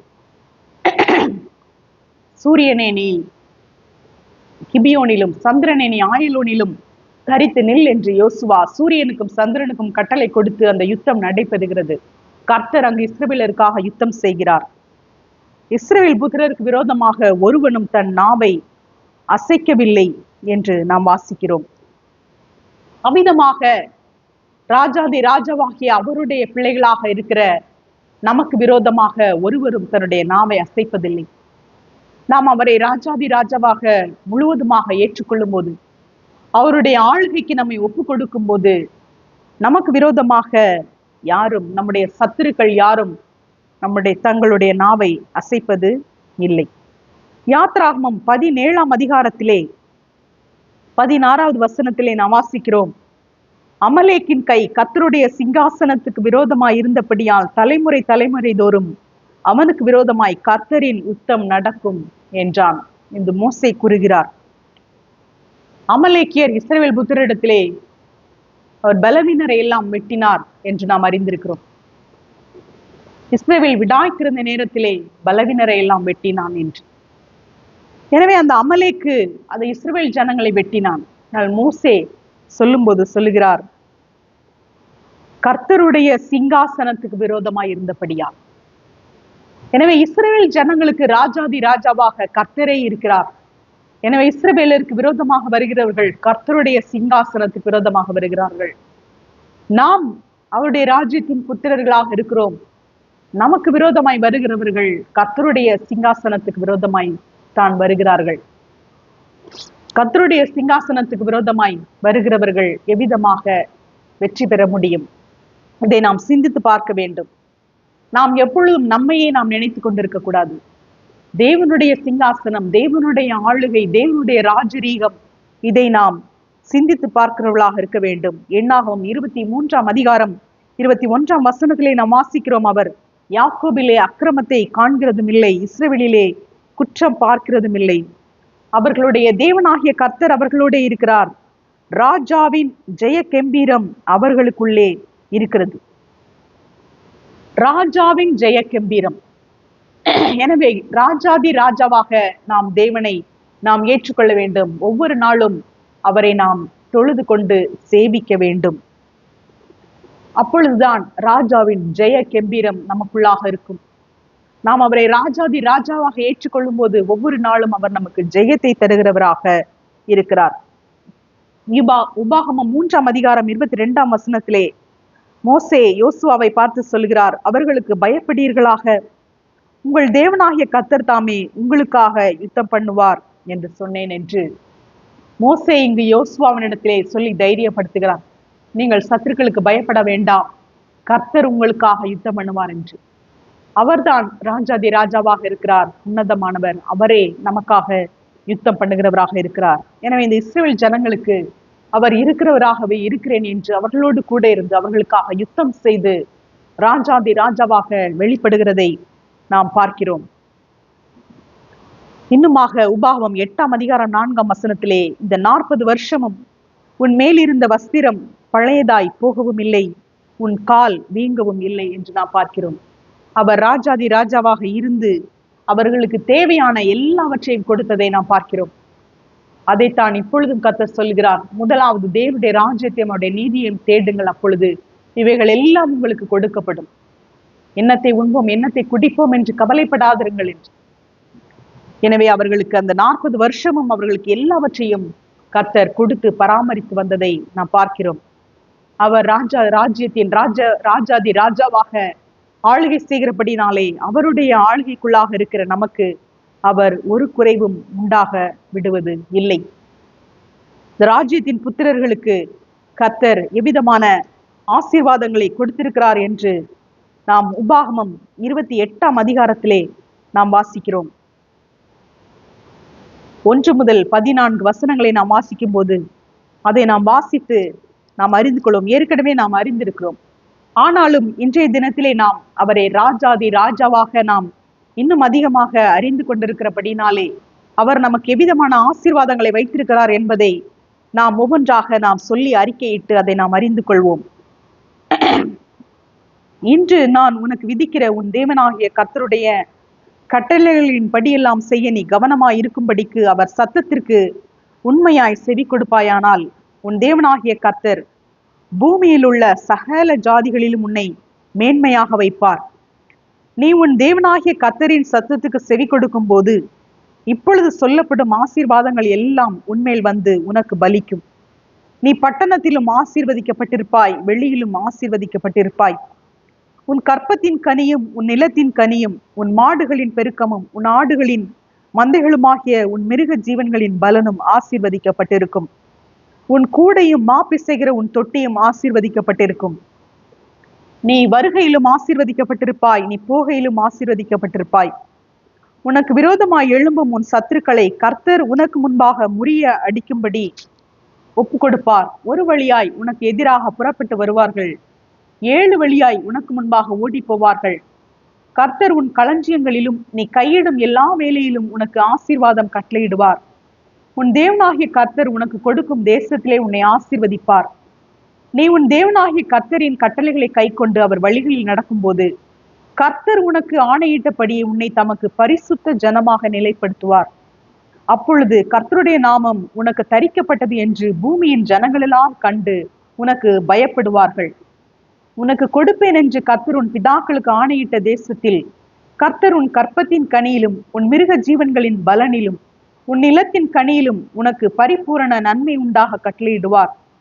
ஏற்ற காலத்தில் உன் தேசத்திலே மழை பெய்யவும் நீ கையிட்டு செய்யும் வேலைகளை எல்லாம் ஆசீர்வதிக்கவும் கர்த்தர் உனக்கு தமது நல்ல பொக்கிஷ சாலையாகிய வானத்தை திறப்பார். நீ அநேகம் ஜாதிகளுக்கு கடன் கொடுப்பாய், நீயோ கடன் வாங்காதிருப்பாய். பாருங்கள், எவ்வளவு அருமையான ஆசீர்வாதங்களை கர்த்தர் நமக்கு கொடுத்திருக்கிறார். அவர் ராஜாதி ராஜாவாக இருந்து அவருடைய ராஜ்யத்தின் புத்திரராக இருக்கிற நமக்கு அவர் ஆசீர்வாதங்களை கொடுக்கிறவராக இருக்கிறார். இவ்விதமாக ஆசீர்வாதங்களை கொடுத்து இஸ்ரவேல் ஜனங்களுக்கு அவர் ராஜாதி ராஜாவாக ஆளுகை செய்து கொண்டிருக்கிற போது இந்த ஜனங்கள் கர்த்தரை விட்டு விலகினதை நாம் பார்க்கிறோம். இவ்விதமாக அவர்கள் விலகின போது கிதியோன் அவர்களை ரட்சிக்கிறார். அப்பொழுது இஸ்ரவேல் ஜனங்கள் கிதியோனை நோக்கி, இதை நாம் நியாயாதிபதிகள் 8ஆம் அதிகாரத்திலே வாசிக்கிறோம், நீர் எங்களை மீதியானின் கைக்கு நீங்களாக்கி விட்டபடினால் நீரும் உம்முடைய குமாரனும் உம்முடைய குமாரனின் குமாரனும் எங்களை ஆள கடவீர்கள் என்றார்கள். அதற்கு கிதியோன், நான் உங்களை ஆள மாட்டேன், என் குமாரனும் உங்களை ஆள மாட்டான், கர்த்தரே உங்களை ஆளுவாராக என்றார். கிதியோனுடைய அந்த யுத்தத்தை நாம் அறிந்திருக்கிறோம். 300 பேரை கொண்டு கர்த்தர் ரட்சிக்கிறார். மீதியானியரின் கையிலிருந்து இஸ்ரவேலை ரட்சிக்கிறார். இஸ்ரவேல் ஜனங்கள் கிதியோனிடத்தில் வந்து, நீங்கள் ஆளுங்கள், உங்களுக்கு அப்புறமாக உங்கள் குமாரனின் குமாரன் ஆளட்டும் என்று சொல்லும்போது, நானும் ஆளமாட்டேன், என் குமாரனும் ஆளமாட்டான், கர்த்தரே உங்களை ஆளுவாராக என்று கிதியோன் அங்கு கர்த்தர் தான் உங்களுக்கு ராஜாதி ராஜாவாக இருக்கிறார் என்று அங்கு அறிக்கை செய்கிறார். ஆனால் இந்த ஜனங்கள் அடுத்த அதிகாரத்திலே நாம் வாசிக்கும் போது கிதியோனுடைய கற்பப்பிறப்பாகிய 70 பேரின் ஒரே கல்லிலே வெட்டி போட்டதை நாம் பார்க்கிறோம். ஜனங்கள் மாறி போகிறவர்கள், ஆனால் கர்த்தர் மாறாதவர். கர்த்தரே உங்களை ஆளுவாராக என்று கிதியோன் சொல்லுகிறார். சாமுவேல் தீர்க்கதரிசியாக இருக்கும்போது ஜனங்கள் எங்களுக்கு ராஜா வேண்டும் என்று சொல்லுகிறார்கள். கர்த்தர் ஏற்கனவே இதை அவர்களுக்கு சொல்லியிருந்தார். உபாகமம் 17ஆம் அதிகாரத்திலே நாம் வாசிக்கிறோம். 14 முதல் 20 வரை உள்ள வசனங்களை நாம் வாசித்தோம் என்றால், மற்ற ஜாதிகளைப் போல உங்களுக்கு ராஜா வேண்டும் என்று நீங்கள் சொல்வீர்களானால் எப்படிப்பட்ட ராஜாவை நீங்கள் தெரிந்து கொள்ள வேண்டும், அவர் எப்படி இருக்க வேண்டும் என்று இந்த ராஜாவுக்குரிய விதிமுறைகளை கர்த்தர் ஏற்கனவே சொல்லி இருக்கிறார். ஆனால் உங்களுக்கு வேண்டும் என்று நீங்கள் சொல்வீர்கள், மற்றவர்களை பார்த்து நீங்கள் அபிதமாக விருப்பப்பட்டு கேட்டீர்கள் என்றால், ஆனால் கர்த்தரே அவர்களுக்கு ராஜாவாக என்றுமாக இருப்பதற்கு அவர் போதுமானவராக இருக்கிறார். இந்த 1 சாமுவேல் 8ஆம் அதிகாரத்திலே நாம் இதை குறித்து வாசிக்கிறோம். அவர்கள் ராஜா வேண்டும் என்று கேட்கிறார்கள். சாமுவேல் கர்த்தரிடத்திலே போய் விண்ணப்பம் செய்கிறார். கர்த்தர் சாமுவேலுக்கு பதில் சொல்கிறார், அவர்கள் உன்னை தள்ளவில்லை, நான் அவர்களை ஆளாத படிக்கு என்னை தான் தள்ளினார்கள் என்று. அவரே ராஜாதி ராஜாவாக இருந்து வழி நடத்தி கொண்டு வருகிறார். அதை இவர்கள் உணர்ந்து கொள்ளாமல் எங்களுக்கு ஒரு ராஜா வேண்டும் என்று கேட்கிறார்கள். அப்பொழுது பென்யமீன் கோத்திரத்திலிருந்து சவுலை அவர்களுக்கு ராஜாவாக கர்த்தரை தெரிந்தெடுத்து கொடுக்கிறார். இந்த சவுல் கர்த்தருக்கு கீழ்ப்படியாமல் போன போது அங்கு என்ன நடக்கிறது? 1 சாமுவேல் 15:26 நாம் வாசிக்கிறோம். சாமுவேல் சவுலை பார்த்து, நான் உம்மோடு கூட திரும்பி வருவதில்லை, கர்த்தருடைய வார்த்தையை புறக்கணித்தீர், நீர் இஸ்ரவேலின் மேல் ராஜாவா இராதபடிக்கு கர்த்தர் உம்மையும் புறக்கணித்து தள்ளினார் என்றார். எனவே பூமியின் மேல் ராஜாக்களுக்கு ஆளுகை கொடுப்பது கர்த்தர் தான். ஜனங்கள் ராஜாவை கேட்டபோது சவுலை ராஜாவாக கொடுத்தார். சவுல் கர்த்தருடைய வார்த்தையை புறக்கணித்து தள்ளின போது சவுலை கர்த்தர் ராஜாவாக இராதபடிக்கு புறக்கணித்து தள்ளினதை நாம் பார்க்கிறோம். 18ஆம் அதிகாரத்திலே நாம் வாசிக்கிறோம். சாமுவேல் சவுலிடத்தில் சொல்கிறார், நீர் என்னை கொண்டு சொன்னபடியே செய்து முடித்து, கர்த்தர் என்னை கொண்டு சொன்னபடியே செய்து முடித்து ராஜ்யத்தை உன் கையில் இருந்து பறித்து அதை உன் தோழனாகிய தாவீதுக்கு கொடுத்து விட்டார். எனவே சவுலிடத்திலிருந்து ராஜாங்கம் தாவீதுக்கு கொடுக்கப்பட்டதை இங்கு நாம் வாசிக்கிறோம். 16ஆம் அதிகாரத்திலே, அப்பொழுது சாமுவேல் தைல கொம்பை எடுத்து அவனை அவன் சகோதரர் நடுவிலே அபிஷேகம் பண்ணினான். அந்நாள் முதற்கொண்டு கர்த்தருடைய ஆவியானவர் தாவீதின் மேல் வந்து இறங்கி இருந்தார். எனவே இங்கு தாவீதிற்கு அபிஷேகம் பண்ணி ராஜாவாக தேர்ந்தெடுக்கப்படுகிறார் சகோதரர் நடுவிலே. ஆனாலும் இந்த தாவீது சவுலின் மீது அவர் எழும்பவில்லை. கர்த்தருடைய ஆளுகைக்காக அவர் காத்திருப்பதை நாம் பார்க்கிறோம். கர்த்தருடைய ஆளுகைக்கு தன்னை ஒப்பு கொடுத்திருப்பதை நாம் பார்க்கிறோம். 1 சாமுவேல் 26ஆம் அதிகாரத்திலே நாம் வாசிக்கிறோம் 9 முதல் 11 வசனங்கள். தாவீது அபிசாயை பார்த்து, அவரை கொல்லாதே, கர்த்தர் அபிஷேகம் பண்ணுவித்தவர் மேல் தன் கையை போட்டு குற்றமில்லாமற் போகிறவன் யார் என்று சொன்னான். பின்னும் தாவீது, கர்த்தர் அவரை அடித்து அல்லது அவருடைய காலம் வந்து அவர் மரித்து அல்லது அவர் யுத்தத்திற்கு போய் மாண்டால் ஒழிய நான் என் கையை கர்த்தர் அபிஷேகம் பண்ணுவித்தவர் மேல் போடாதபடிக்கு கர்த்தர் என்னை காக்க கடவர் என்று கர்த்தருடைய ஜீவனை கொண்டு சொல்லுகிறேன். தாவீது என்னை ராஜாவாக அபிஷேகம் பண்ணிவிட்டார்கள், உடனே நான் ஆக்ஷனில் இறங்க வேண்டும் என்று சவுலை கொலை செய்யவோ ராஜாங்கத்தை கைப்பற்றவோ அவர் எத்தனிக்கவில்லை. கர்த்தருடைய ஏற்ற காலத்திற்காக அவர் காத்திருக்கிறார். கர்த்தருடைய ஆளுகையை அவர் அனுமதிக்கிறார். 2 சாமுவேல் 6ஆம் அதிகாரத்திலே நாம் வாசிக்கிறோம். தாவீது மீகாள் இடத்திலே சொல்லுகிறார், உன் தகப்பனை பார்க்கிலும் அவருடைய எல்லா வீட்டாரை பார்க்கிலும் என்னை இஸ்ரவேலாகிய கர்த்தருடைய ஜனத்தின் மேல் தலைவனாக கட்டளையிடும்படிக்கு தெரிந்து கொண்ட கர்த்தருடைய சமூகத்திற்கு முன்பாக ஆடி பாடினேன். இதை பார்க்கிலும் இன்னும் நான் நீசனும் என் பார்வைக்கு அர்ப்பனும் ஆவேன் என்று சொல்லுகிறார். இங்கு அவர் ராஜாதி ராஜாவாக கர்த்தரையே அவர் அங்கீகரிக்கிறார். அவருடைய கரத்திலே தன்னை ஒரு ஊழியக்காரனாக அவர் அர்ப்பணிக்கிறார். எனவே கர்த்தருடைய ராஜாங்கத்திற்கு முன்பாக அவர், நான் ஆடி பாடுவேன், நான் இன்னும் அர்ப்பணும் நீசனுமாக மாறுவேன் என்று சொல்லுவதை நாம் பார்க்கிறோம். இவ்விதமாக தாவீது ராஜா கர்த்தருடைய ஆளுகைக்கு கீழ்ப்பட்டிருந்தபடியினாலே 2 சாமுவேல் 7ஆம் அதிகாரத்திலே நாம் பார்க்கிறோம், இப்போதும் கர்த்தர் உனக்கு வீட்டை உண்டு பண்ணுவார் என்பதை கர்த்தர் உனக்கு அறிவிக்கிறார் என்று. சவுலை விட்டு ராஜாங்கத்தை நீக்கியது போல உன்னுடைய சந்ததியை விட்டு நீக்க மாட்டேன். உன்னுடைய புத்திரர் என்னை விட்டு விலகினால் அவர்களை மிலார்களினால் அடிப்பேன், ஆனால் சிங்காசனத்தை நீக்க மாட்டேன் என்று உனக்கு வீட்டை கட்டுவேன் என்று தாவீதோடு கூட அவர் நித்திய உடன்படிக்கை செய்கிறார். ஏனெனில் தாவீது கர்த்தரை ராஜாதி ராஜாவாக ஏற்றுக்கொண்டார். நாம் சங்கீதத்திலே அதிகமாக நாம் இதை வாசிக்கிறோம். சங்கீதம் 2ஆம் சங்கீதத்திலே நாம் வாசிக்கிறோம், நான் என்னுடைய பரிசுத்த பர்வதமாகிய சீயோன் மீதில் என்னுடைய ராஜாவை அபிஷேகம் பண்ணி வைத்தேன் என்று எழுதியிருக்கிறார். சங்கீதம் 20 வாசிக்கிறோம், சிலர் ரதங்களை குறித்தும் சிலர் குதிரைகளை குறித்தும் மேன்மை பாராட்டுகிறார்கள், நாங்களோ எங்கள் தேவனாகிய கர்த்தருடைய நாமத்தை குறித்தே மேன்மை பாராட்டுவோம். சங்கீதம் 24, யார் இந்த மகிமையின் ராஜா? அவர் வல்லமையும் பராக்கிரமும் உள்ள கர்த்தர், அவர் யுத்தத்தில் பராக்கிரமம் உள்ள கர்த்தராமே, அவர் சேனைகளின் கர்த்தரானவர், அவரே மகிமையின் ராஜா. 45ஆம் சங்கீதத்திலே, தேவனே உமது சிங்காசனம் என்றென்றைக்கும் உள்ளது, உமது ராஜ்யத்தின் செங்கோல் நீதியுள்ள செங்கோலா இருக்கிறது. சங்கீதம் 48, வட திசையில் உள்ள சீயோன் பர்வதம் வடிப்பமான ஸ்தானமும் சர்வ பூமியின் மகிழ்ச்சியுமாய் இருக்கிறது, அதுவே மகாராஜாவின் நகரம். இங்கு எவ்விதமாக தாவீது தேவனாகிய கர்த்தரை ராஜாதி ராஜாவாக ஏற்றுக்கொள்வதை நாம் பார்க்கிறோம். 84ஆம் சங்கீதத்திலே, என் ராஜாவும் என் தேவனுமாகிய சேனைகளின் கர்த்தாவே, உம்முடைய வீட்டில் வாசமாய் இருக்கிறவர்கள் பாக்கியவான்கள். கர்த்தரை பார்த்து சொல்கிறார், என் ராஜா, என் ராஜாவும் என் தேவனுமாகிய சேனைகளின் கர்த்தாவே, உம்முடைய வீட்டில் வாசமாயிருக்கிறவர்கள் பாக்கியவான்கள். அவரை ஒரு ராஜாவாகவே இவர் பார்க்கிறார், எப்பொழுதும் ராஜாதி ராஜாவாக பார்க்கிறார். தேவனை ராஜாவின் வீட்டில் தங்கியிருக்கிறவர்கள் எவ்வளவு பாக்கியவான்கள். ராஜாவின் வீட்டில் இருக்கிறவர்களுக்கு ஏதாவது குறை இருக்குமா? சங்கீதம் 93 நீங்கள் வாசித்தீர்கள் என்றால் அதிலே முழுவதுமாக அவர் கர்த்தருடைய ராஜரீகத்தை பற்றி அவர் சொல்லுகிறார். கர்த்தர் ராஜரீகம் பண்ணுகிறார், மகத்துவத்தை அணிந்து கொண்டிருக்கிறார். கர்த்தர் பராக்கிரமத்தை அணிந்து அவர் அதை கச்சையாக கட்டி கொண்டிருக்கிறார்.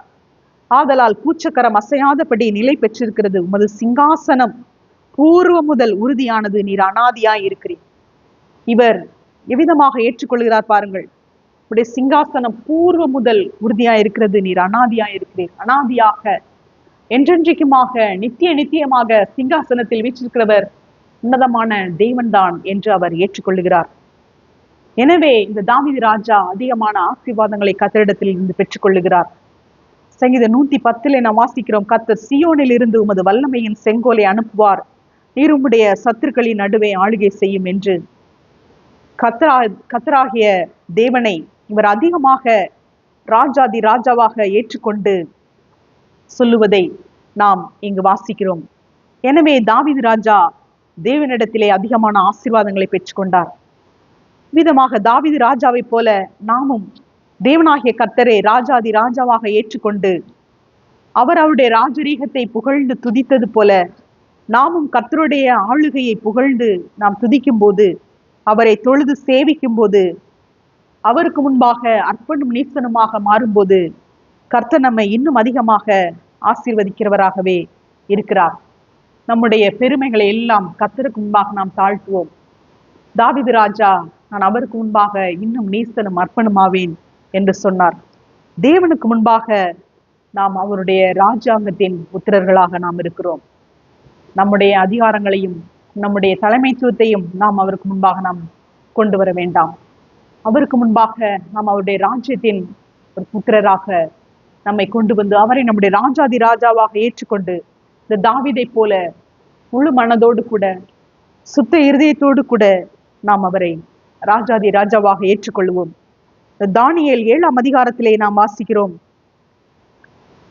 13ஆம் வசனத்திலே, மனுஷகுமாரனுடைய சாயலான ஒருவர் வானத்து மேகங்களுடனே வந்தார் என்று சொல்லி அவருடைய சிங்காசனத்தை குறித்து, மனுஷகுமாரனுடைய சாயலான ஒருவர், சகல ஜனங்களும் ஜாதியாரும் பாஷைக்காரரும் அவரையே சேவிக்கும்படி அவருக்கு கர்த்தத்துவமும் மகிமையும் ராஜரீகமும் கொடுக்கப்பட்டது. அவருடைய கர்த்தத்துவம் நீங்காத நித்திய கர்த்தத்துவமும் அவருடைய ராஜ்யம் அழியாததுமாய் இருக்கும். இவ்விதமாக கர்த்தருடைய ராஜ்யத்தை குறித்து, ஆளுகை குறித்து, வரவிருக்கிற ராஜ்யத்தை குறித்து, ஆளுகை குறித்து தானியேல் இங்கு தீர்க்க தரிசனமாக எழுதியிருப்பதை நாம் பார்க்கிறோம். புதிய ஏற்பாட்டிலே நாம் அவருடைய ஆளுகை குறித்து நாம் ஏற்கனவே பார்த்தோம். இம்மானுவேலாக தேவன் நம்மோடு கூட இருக்கிறவராகவே இருக்கிறவர். உலகத்தின் முடிவு பரியந்தம் சகல நாட்களிலும் அவர் நம்மோடு கூட இருக்கிறார். அவர் கழுதையின் மீது ஏறி போன போது அதற்கான தீர்க்க தரிசனம், இதோ உன் ராஜா கழுதையின் மேல் வருகிறார் என்று நாம் பார்க்கிறோம். அதே போல அவர் சிலுவையிலே அறையப்பட்ட போது யூதருடைய ராஜா என்று எபிரேய, கிரேக்கு, லத்தீன் மொழிகளிலே சிலுவையிலே அவருக்கு பிலாத்து எழுதி போடுவித்ததை நாம் பார்க்கிறோம்.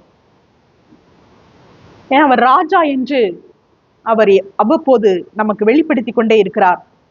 நாம் அதை எப்பொழுதும் உணர்ந்து கொள்கிறவர்களாக, அதை நாம் எப்பொழுதும் அறிக்கை செய்கிறவர்களாக, ஒவ்வொரு நாளும் நாம் அறிக்கை செய்கிறவர்களாக இருக்க வேண்டும்.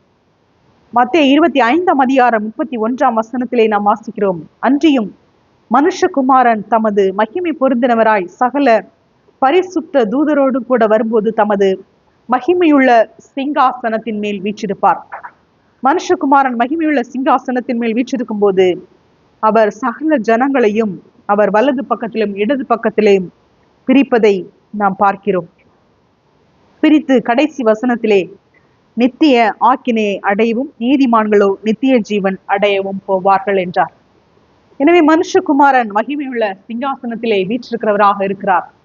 எனவே அவருடைய சிங்காசனத்தையும் அவருடைய ராஜாங்கத்தையும் நாம் ஒவ்வொரு நாளும் உணர்கிறவர்களாக நாம் இருக்க வேண்டும். யோவான் 14 நாம் வாசிக்கிறோம், உங்களுக்காக ஒரு ஸ்தலத்தை ஆயத்தம் பண்ண போகிறேன், நான் வந்து உங்களை என்னோடு கூட சேர்த்து கொள்வேன் என்று சொல்லுகிறார். மார்க்கு 16:19 நாம் பார்க்கிறோம், இவ்விதமாய் கர்த்தர் அவர்களுடனே பேசின பின்பு பரலோகத்துக்கு எடுத்து கொள்ளப்பட்டு தேவனுடைய வலது பார்சத்தில் உட்கார்ந்தார். அவர் தேவனுடைய வலது பார்சத்தில் உட்கார்ந்ததை ஆவியானவர் வெளிப்படுத்துவதை நாம் பார்க்கிறோம். இந்த காட்சியை அப்போஸ்தலரிலே 7 நாம் பார்க்கிறோம். 55 ஸ்தேவான் பரிசுத்த ஆவியினாலே நிறைந்தவனாய் வானத்தை அண்ணாந்து பார்த்து தேவனுடைய மகிமையையும் தேவனுடைய வலது பார்சத்தில் இயேசுவானவர் நிற்கிறதையும் கண்டு, அதோ வானங்கள் திறந்திருக்கிறதையும் மனுஷகுமாரன் தேவனுடைய வலது பார்சத்தில் நிற்கிறதையும் காண்கிறேன் என்றான். எனவே இப்பொழுது நம்முடைய ஆண்டவராக இயேசு கிறிஸ்து தேவனுடைய வலது பார்சத்தில் இருக்கிறார். தேவன் சிங்காசனத்தில் வீற்றிருக்கிறார். தேவன் ராஜரீகம் பண்ணுகிறார். ராஜாதி ராஜாவாக இருக்கிறார். அவரோடு கூட சிங்காசனத்தில் அவர் வீற்றிருக்கிறார். 1 கொரிந்தியர் 15:24 நாம் வாசிக்கிறோம், அதன் பின்பு முடிவு உண்டாகும், அப்பொழுது அவர் சகல துரைத்தனத்தையும் சகல அதிகாரத்தையும் வல்லமையும் பரிகரித்து தேவனும் பிதாவுமாய் இருக்கிறவருக்கு ராஜ்யத்தை ஒப்பு கொடுப்பார். இங்கு பிதாவுக்கு ராஜ்யத்தை ஒப்பு கொடுக்கிறவர் என்று நாம் வாசிக்கிறோம். இந்த யோவான் இந்த 1 கொரிந்தியர் 15 நீங்கள் முழுவதுமாக மீண்டுமாக நீங்கள் வாசித்து பார்க்கும்போது இதை நாம் இன்னும் அதிகமாக நாம் உணர்ந்து கொள்வோம். இங்கு பிதாவுமாய் இருக்கிறவருக்கு ராஜ்யத்தை ஒப்பு கொடுப்பார் என்று நாம் வாசிக்கிறோம். எனவே தேவாதி தேவன் நம்முடைய ராஜாவாக இருக்கிறார். எபேசியர் 6 இப்பொழுது நமக்கு இருக்கிற யுத்தத்தை குறித்து நாம் வாசிக்கிறோம். நாம் தேவனுடைய ராஜ்யத்தை குறித்து அறிந்திருக்கிறோம். இஸ்ரவேல் ஜனங்களுக்கு கர்த்தருடைய யுத்தம் இருந்தது. கர்த்தர் உங்களுக்காக யுத்தம் பண்ணுவார், நீங்கள் சும்மா இருப்பீர்கள் என்று நாம் வாசித்தோம். அதே போல இப்பொழுது நமக்கும் இந்த யுத்தங்கள் இருக்கிறது. நீங்கள் பிசாசின் தந்திரங்களோடு எதிர்த்து நிற்க திராணியுள்ளவர்களாகும்படி தேவனுடைய சர்வாயுத வர்க்கத்தையும் தரித்து கொள்ளுங்கள். ஏனெனில் மாம்சத்தோடு இரத்தத்தோடும் அல்ல, துரைத்தனங்களோடும் அதிகாரங்களோடும் இப்பிரபஞ்சத்தின் அந்தகார லோகாதிபதிகளோடும் வான மண்டலங்களில் உள்ள பொல்லாத ஆவிகளின் சேனைகளோடும் நமக்கு போராட்டம் உண்டு. எனவே இந்த யுத்தத்திலெல்லாம் கர்த்தர் நமக்காக யுத்தம் பண்ணுகிறவராக இருக்கிறார். கர்த்தரையே நாம் ராஜாதி ராஜாவாக ஏற்றுக்கொள்வோம் என்றால், ஒவ்வொரு நாளும் அதை நாம் அறிக்கை செய்வோம் என்றால், அவருடைய ராஜரீகத்தை, அவருடைய ஆளுகையை நாம் ஏற்றுக்கொள்வோம் என்றால், கர்த்தர் நமக்காக யுத்தம் செய்கிறவராக இருக்கிறார். நாம் அவரை விசுவாசிக்க வேண்டும். அவரை ராஜாதி ராஜா என்று நாம் விசுவாசிக்கும் போது அவருடைய வல்லமையும் அவருடைய மகத்துவத்தையும் அவருடைய மாட்சிமையையும் அவருடைய பராக்கிரமத்தையும் நாம் விசுவாசிக்கும் போது, யோசுவாவிலே நாம் பார்த்தோம், சேனையின் அதிபதியாய் வந்தேன் என்று அவருடைய கையிலே உருவின பட்டயம் இருந்தது. எனவே அவர் யுத்தத்திற்கு உருவின பட்டயத்தோடு கூட அங்கு வந்ததை நாம் பார்க்கிறோம். அதற்கு பின்பாக அவர்கள் அந்த கானான் தேசத்தில் இருந்த எல்லா ஜாதிகளுக்குள்ள பட்ட எல்லா யுத்தத்திலையும் அவர்கள் ஜெயித்ததை நாம் பார்க்கிறோம். இஸ்ரவேல் புத்திரருக்கு விரோதமாக ஒருவனும் தன் நாவை அசைக்கவில்லை என்று நாம் பார்க்கிறோம். எனவே கர்த்தர் உருவின பட்டயத்தை உடையவராக இருக்கிறார். பிசாசுக்கு எதிரான இந்த யுத்தத்திலே அவர் நம்மோடு கூட துணை நிற்கிறார். கர்த்தர் உங்களுக்காக யுத்தம் பண்ணுவார். நீங்கள் சும்மா இருப்பீர்கள் என்று இஸ்ரவேல் ஜனங்களுக்கு வாக்குத்தத்தம் பண்ணினார். இதோ உலகத்தின் முடிவு பரியந்தம் சகல நாட்களில் உங்களோடு கூட இருக்கிறேன் என்று நமக்கு அவர் வாக்குத்தத்தம் பண்ணியிருக்கிறார். எனவே நமக்கு விரோதமாக வருகிற இந்த யுத்தத்திலும் கர்த்தர் நமக்காக யுத்தம் பண்ணுகிறவராக இருக்கிறார். வெளிப்படுத்தல் 1ஆம் அதிகாரத்திலே 4ஆம் வசனத்திலே நாம் வாசிக்கிறோம், இருக்கிறவரும் இருந்தவரும் வருகிறவருமானவராலும் அவருடைய சிங்காசனத்திற்கு முன்பாக இருக்கிற 7 ஆவிகளாலும் அவருடைய சிங்காசனம் என்று நாம் பார்க்கிறோம். அதே போல 5ஆம் வசனத்திலே பூமியின் ராஜாக்களுக்கு அதிபதி என்று நாம் பார்க்கிறோம். இன்னுமாக தொடர்ந்து நாம் பார்க்கும்போது அவர் ராஜாதி ராஜாவாக வெளிப்படுவதை நாம் பார்க்கிறோம். 7ஆம் அதிகாரத்திலே 10ஆம் வசனத்திலே அவர்கள் மகா சத்தமிட்டு ரட்சிப்பின் மகிமை சிங்காசனத்தின் மேல் வீற்றிருக்கிற எங்கள் தேவனுக்கும் ஆட்டுக்குட்டியானவருக்கும் உண்டாவதாக என்று ஆர்ப்பரித்தார்கள். 15ஆம் வசனத்திலே ஆனபடியால் இவர்கள் தேவனுடைய சிங்காசனத்திற்கு முன்பாக இருந்து இரவும் பகலும் அவருடைய ஆலயத்திலே அவரை சேவிக்கிறார்கள். சிங்காசனத்தின் மேல் வீற்றிருக்கிறவர் இவர்களுக்குள்ளே வாசமாயிருப்பார். 17ஆம் வசனம், சிங்காசனத்தின் மத்தியில் இருக்கிற ஆட்டுக்குட்டியானவரே இவர்களை மேய்த்து இவர்களை ஜீவ தண்ணீர் உள்ள ஊற்றுகள் அண்டைக்கு நடத்துவார். எனவே இந்த சிங்காசனம் என்று நாம் பார்க்கிறோம். எனவே இந்த ராஜ்யத்திலே, தேவனுடைய ராஜ்யத்திலே அவரே நமக்கு ராஜாதி ராஜாவாக சிங்காசனத்தில் இருந்து ஆளுகை செய்கிறவராக இருக்கிறார். 14ஆம் அதிகாரத்திலே 3ஆம் வசனம், அவர்கள் சிங்காசனத்திற்கு முன்பாக பாடினார்கள், புது பாட்டை பாடினார்கள் என்று நாம் வாசிக்கிறோம். 14ஆம் வசனத்திலே அந்த மேகத்தின் மேல் மனுஷகுமாரனுக்கு ஒப்பானவராய் தமது சிரசின் மேல் பொற்கிரீடத்தையும் தமது கையிலே கருக்குள்ள அறிவாளையும் உடைய ஒருவர் உட்கார்ந்திருக்கிறதையும் கண்டேன். யோசுவாவிற்கு உருவின பட்டயத்தை உடையவராக தரிசனம் கொடுத்தார். இங்கு சிரசின் மேல் பொற்கிரீடத்தையும் கையிலே கரிக்குள்ள அறிவாளையும் உடையவராக இங்கு தரிசனம் கொடுக்கிறதை நாம் பார்க்கிறோம். அவர் ராஜாதி ராஜாவாக இருக்கிறார். அவருடைய சிங்காசனம் பூர்வம் முதல் உறுதியானது. அவர் அனாதியாய் இருக்கிறார். 15ஆம் அதிகாரம் 3ஆம் வசனத்திலே அவர்கள் பரிசுத்தவான்களின் ராஜாவே என்று நாம் வாசிக்கிறோம். 17ஆம் அதிகாரம் 14ஆம் வசனத்திலே ஆட்டுக்குட்டியானவர் கர்த்தாதி கர்த்தரும் ராஜாதி ராஜாவுமாய் இருக்கிறபடியால் அவர்களை ஜெயிப்பார். அவரோடு கூட இருக்கிறவர்கள் அழைக்கப்பட்டவர்களும் தெரிந்து கொள்ளப்பட்டவர்களும் உண்மை உள்ளவர்களுமாய் இருக்கிறார்கள் என்றான். எனவே அவர் ராஜாதி ராஜாவாய் இருக்கிறபடியால் அவர்களை ஜெயிப்பார். எனவே நமக்கு ஜெயத்தை கொடுக்கிறவர் நம்முடைய ராஜாதி ராஜாவாகிய இயேசு கிறிஸ்து. 19ஆம் அதிகாரத்திலே 4ஆம் வசனத்திலே நாம் பார்க்கிறோம், சிங்காசனத்தின் மேல் வீற்றிருக்கும் தேவனை தொழுது கொண்டார்கள். அவர்கள் தொழுது கொள்வதை நாம் பார்க்கிறோம். 24 மூப்பர்களும் 4 ஜீவன்களும் வணக்கமாய் விழுந்து ஆமேன் அல்லேலுயா என்று சொல்லி சிங்காசனத்தின் மேல் வீற்றிருக்கும் தேவனை தொழுது கொண்டார்கள். நாமும் இவ்விதமாக அவரை தொழுது கொள்ளுகிறவர்களாக, அவருக்கு பயபக்தி உள்ளவர்களாக நாம் இருக்க வேண்டும். குமாரன் கோபம் கொள்ளாமலும் நீங்கள் வழியிலே அழியாமலும் இருக்கும்படிக்கு அவரை முத்தம் செய்யுங்கள். கொஞ்ச காலத்திலே அவருடைய கோபம் பற்றி எறியும். அவரை அண்டிக் கொள்ளுகிற யாவரும் பாக்கியவான்கள். இந்த சங்கீதம் 2ஆம் சங்கீதத்திலே நாம் வாசிக்கிறோம். எனவே அவருடைய ராஜாங்கத்தை நாம் ஏற்றுக்கொண்டு அவருக்கு நாம் பயந்து பயத்துடனே கர்த்தரை சேவியுங்கள், நடுக்கத்துடனே களி கூறுங்கள் என்று நாம் வாசிக்கிறோம். இப்போதும் ராஜாக்களே உணர்வடையுங்கள், பூமியின் நியாயாதிபதிகளே எச்சரிக்கையாயிருங்கள், பயத்துடனே கர்த்தரை சேவியுங்கள், நடுக்கத்துடனே களி கூறுங்கள். எனவே நாம் கர்த்தரை ராஜாதி ராஜாவாக ஏற்றுக்கொண்டு பரலோகத்தில் இருக்கிறவர்கள் அவரை தொழுது கொள்வதை நாம் பார்க்கிறோம். அவ்விதமாக நாமும் தேவனை தொழுது கொள்ளுகிறவர்களாக நாம் இருக்க வேண்டும். 5ஆம் வசனத்திலே நாம் பார்க்கிறோம், சிங்காசனத்திலிருந்து ஒரு சத்தம் பிறந்தது. என்ன சத்தம்? நமது தேவனுடைய ஊழியக்காரரே, அவருக்கு பயப்படுகிற சிறியோரும் பெரியோருமானவர்களே, நீங்கள் யாவரும் அவரை துதியுங்கள் என்று ஒரு சத்தம் சிங்காசனத்திலிருந்து பிறந்தது. இப்ப ஆளுகை செய்கிற ராஜாதி ராஜாவுடைய சிங்காசனத்தில் இருந்து அவருக்கு பயப்படுகிற சிறியோரும் பெரியோருமே, ஊழியக்காரரை யாவரும் அவரை துதியுங்கள் என்று. எனவே நாம் அவரை தொழுது கொள்ள வேண்டும், அவரை நாம் துதிக்க வேண்டும். இன்னும் திரளான ஜனங்கள் இடும் ஆரவாரம் போலவும் பெருவெள்ள இரைச்சல் போலவும் பலத்த இடிமுழக்கம் போல ஒரு சத்தம் உண்டாகி, அல்லேலூயா, சர்வ வல்லமையுள்ள தேவனாகிய கர்த்தர் ராஜ்யபாரம் பண்ணுகிறார், தேவனாகிய கர்த்தர் ராஜ்யபாரம் பண்ணுகிறார் என்று நாம் வாசிக்கிறோம்.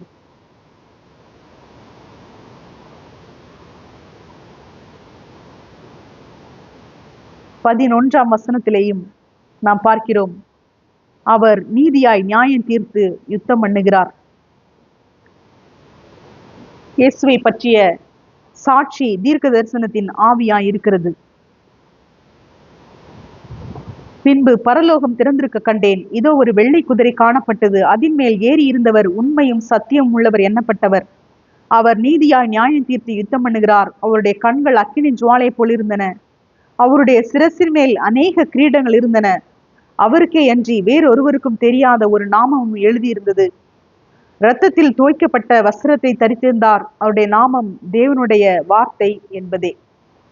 பரலோகத்தில் உள்ள சேனைகள் வெண்மையும் சுத்தமான மெல்லிய வஸ்திரம் தரித்தவர்களாய் வெள்ளை குதிரைகளின் மேல் ஏறி அவருக்கு பின் சென்றார்கள். புறஜாதிகளை வெட்டும்படிக்கு அவருடைய வாயிலிருந்து கூர்மையான பட்டயம் புறப்படுகிறது, இருப்பு கோளால் அவர்களை அரசாளுவார். அவர் சர்வவல்லமையுள்ள தேவனுடைய உக்கிர கோபமாகிய மது உள்ள ஆலையை மிதிக்கிறார். ராஜாதி ராஜா, கர்த்தாதி கர்த்தா என்னும் நாமம் அவருடைய வஸ்திரத்தின் மேலும் அவருடைய தொடையின் மேலும் எழுதப்பட்டிருந்தது. இங்கு புறஜாதிகளை வெட்டும்படிக்கு அவருடைய வாயிலிருந்து கூர்மையான பட்டயம் புறப்படுகிறதை நாம் பார்க்கிறோம். சர்வ வல்லமையுள்ள தேவனுடைய உக்கிர கோபமாகிய மது உள்ள ஆலையை மிதிக்கிறார். இந்த மிதிப்பதை குறித்து ஆதியாகமம் 3ஆம் அதிகாரத்திலே நாம் வாசிக்கிறோம். உனக்கும் ஸ்திரீக்கும் உன் வித்துக்கும் அவள் வித்துக்கும் பகை உண்டாக்குவேன், அவர் உன் தலையை நசுக்குவார், நீ அவர் குதிங்காலை நசுக்குவாய் என்று. எனவே இங்கு ஆலையை மிதிக்கிறார் என்று நாம் பார்க்கிறோம். இவர் ராஜாதி ராஜாவாக இருக்கிறார், அவருடைய சிங்காசனம், அவருடைய ஆளுகை, அவருடைய ராஜரீகம், இதை குறித்து நாம் இங்கு வாசிக்கிறோம். இவரோடு கூட இன்னுமாக அவர்கள் செய்கிற யுத்தத்தை நாம் 20ஆம் அதிகாரத்திலே நாம் பார்க்கிறோம். அந்த 1000 வருஷம் முடியும் போது சாத்தான் தன் காவலில் இருந்து விடுதலையாகி பூமியின் 4 திசைகளிலும் உள்ள ஜாதிகளாகிய கோகையும் மாகோகையும் மோசம் போக்கும் படிக்கும் அவர்கள் யுத்தத்திற்கு கூட்டிக் கொள்ளும் படிக்கும் புறப்படுவான். அவருடைய தொகை கடற்கரை மணலத்தனையாயிருக்கும். அவர்கள் பூமி எங்கும் பரம்பி பரிசுத்தவான்களுடைய பாளையத்தையும் பிரியமான நகரத்தையும் வளைந்து கொண்டார்கள். அப்பொழுது தேவனால் வானத்தில் இருந்து அக்கினி இறங்கி அவர்களை பட்சித்து போட்டது. இங்கு ஒரு யுத்தம் இருக்கிறது. அந்த யுத்தத்திலேயும் கர்த்தர் தான் ஜெயிக்கிறவராக இருக்கிறார். தேவனால் வானத்தில் இருந்து அக்கினி இறங்கி அவர்களை பட்சித்து போட்டது என்று நாம் வாசிக்கிறோம். எனவே தேவனுடைய ராஜரீகம் அனாதியாய் இருக்கிறது, அவருடைய சிங்காசனம் பூர்வ முதல் உறுதியாய் இருக்கிறது. அவரே எல்லா யுத்தத்திலும் அவர் ஜெயிக்கிறவராக இருக்கிறார். 22ஆம் அதிகாரத்திலே நாம் வாசிக்கிறோம், பின்பு பளிங்கை போல் தெளிவான ஜீவ தண்ணீர் உள்ள சுத்தமான நதி தேவனும் ஆட்டுக்குட்டியானவரும் இருக்கிற சிங்காசனத்தில் இருந்து புறப்பட்டு வருகிறதை எனக்கு காண்பித்தான். 3ஆம் வசனம், இனி ஒரு சாபமும் இராது, தேவனும் ஆட்டுக்குட்டியானவரும் இருக்கிற சிங்காசனம் அதில் இருக்கும். எனவே இந்த நித்திய ராஜாங்கத்திலே கர்த்தர் ராஜாதி ராஜாவாக சிங்காசனத்தில் வீற்றிருக்கிறதை நாம் பார்க்கிறோம். எனவே இனி ஒரு சாபமும் இராது என்று நாம் வாசிக்கிறோம். அவர் ராஜாதி ராஜாவாக இருக்கும்போது அங்கு எந்த குறைவுமே இருப்பது இல்லை. இஸ்ரவேல் ஜனங்களுக்கு அவர் வார்த்தையினால் தேவதூதருடைய மன்னாவை கொடுத்தார். அதே போல அவர் மனுஷகுமாரனாக இந்த உலகத்தில் வந்தபோது 5 அப்பத்தை அவர் பெருக பண்ணி 5000 பேருக்கு அதிகமானவருக்கு கொடுத்தார். அவர் நமக்கும் கூட ஜீவ அப்பம் நானே என்று நமக்கும் அவர் அப்பமாக இருக்கிறார். அவர் சரீரத்திற்கு தேவையான அப்பத்தையும் கொடுக்க வல்லவர், ஆவிக்குரிய அப்பத்தையும் அவர் கொடுக்க வல்லவராக இருக்கிறார். இஸ்ரவேல் ஜனங்களுக்கு கற்பாறையில் இருந்து தண்ணீரை கொடுத்தார். மனுஷனாக இந்த உலகத்தில் வந்தபோது தண்ணீரை திராட்சரசமாக மாற்றினார். நமக்கு அவருடைய இரத்தத்தையே நமக்கு பானமாக கொடுத்திருக்கிறார். நான் கொடுக்கும் தண்ணீரை கொடுக்கிறவனுக்கோ ஒரு காலம் தாகம் உண்டாகாது என்று நமக்கு வாக்குத்தத்தம் பண்ணியிருக்கிறார். என்னை விசுவாசிக்கிறவன் எவனோ அவனுடைய உள்ளத்திலிருந்து ஜீவ தண்ணீர் உள்ள நதிகள் புறப்பட்டு ஓடும் என்று சொல்லி இருக்கிறார். இஸ்ரவேல் ஜனங்களுக்கு 40 வருஷம் வஸ்திரம் பழையதாய் போகவில்லை. நமக்கு ரட்சிப்பின் வஸ்திரங்களையும் நீதியின் சால்வையும் கத்த நமக்கு கொடுத்திருக்கிறார். அவருடைய மனைவி அவரை ஆயத்தம் பண்ணினால் சுத்தமும் பிரகாசமான மெல்லிய வஸ்திரம் அவளுக்கு கொடுக்கப்பட்டது என்று நாம் வாசிக்கிறோம். இஸ்ரவேல் ஜனங்களுக்கு 40 வருஷமாக உன் கால் வீங்கவில்லை என்று அவர் சொன்னார். அவர்களுக்கு ஆரோக்கியத்தை கொடுத்தார். மனுஷனாக இங்கு வந்த போது அநேக வியாதியஸ்தர்களை சுத்தமாக்கினார், மரித்தோர்களை உயிரோடு எழுப்பினார். அவர் நமக்கும் சுகத்தை கொடுக்க வல்லவராக இருக்கிறார். நமக்கும் சுகத்தை கொடுக்கிறார். நானே ஜீவனும் உயிர்த்தெழுதலுமாய் இருக்கிறேன் என்று சொல்லி இருக்கிறார். அவரே ஜீவனும் உயிர்த்தெழுதலுமாய் இருக்கிறார். அதை நாம் விசுவாசிக்கும்படியாகத்தான் இந்த லாசருவை 4 நாட்கள் கழித்து அவர் உயிரோடு எழுப்பினார். 4 நாட்கள் கழித்து ஒருவனை உயிரோடு எழுப்ப முடியும் என்று அவர்கள் கண்களுக்கு முன்பாகவே செய்து காண்பித்தார். நானே ஜீவனும் உயிர்த்தெழுதலுமாய் இருக்கிறேன். அப்பொழுது அவர் மரித்து அடக்கம் பண்ணப்பட்ட போது அவர் லாசருவை எழுப்பின போது நானே ஜீவனும் உயிர்த்தெழுதலுமாய் இருக்கிறேன் என்றவர் அவர் எழுந்து வருவார் என்று சீஷர்கள் காத்திருக்க வேண்டும், அவருடைய வார்த்தைக்கு விசுவாசித்து. ஆனால் அவர்கள் காத்திருக்கவில்லை. அவரே வந்து அவர்களுக்கு தரிசனம் கொடுத்ததை நாம் பார்க்கிறோம். கர்த்தர் அவரே ஜீவனும் உயிர்த்தெழுதலுமாக இருக்கிறார்.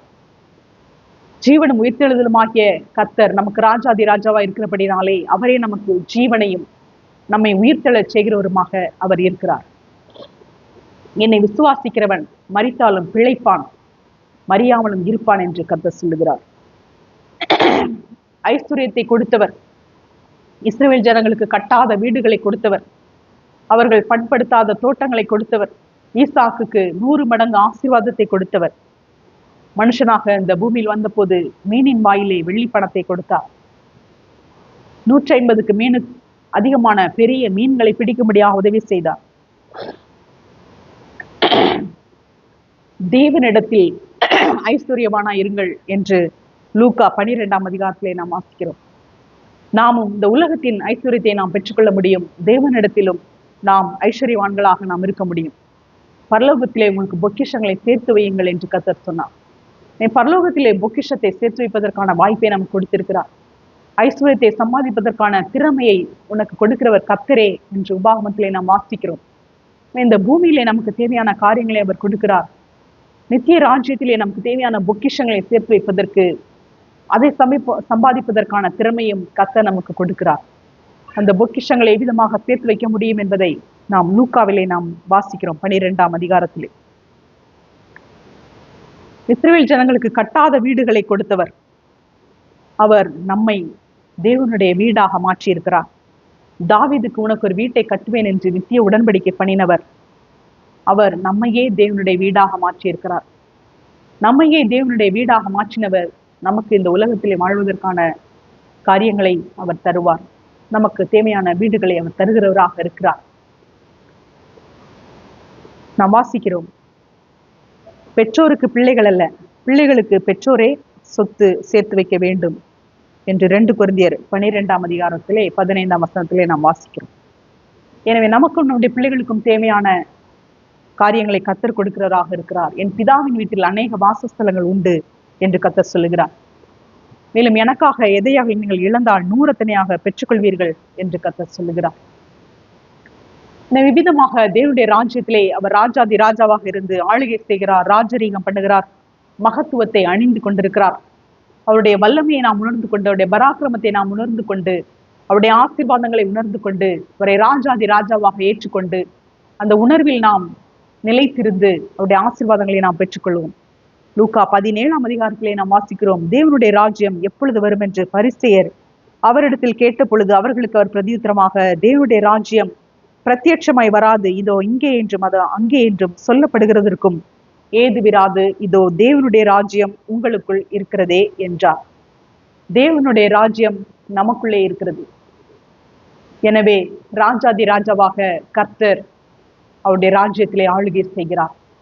அவரை நாம் ஏற்றுக்கொள்வோம், ராஜாதி ராஜாவாக ஏற்றுக்கொள்வோம்.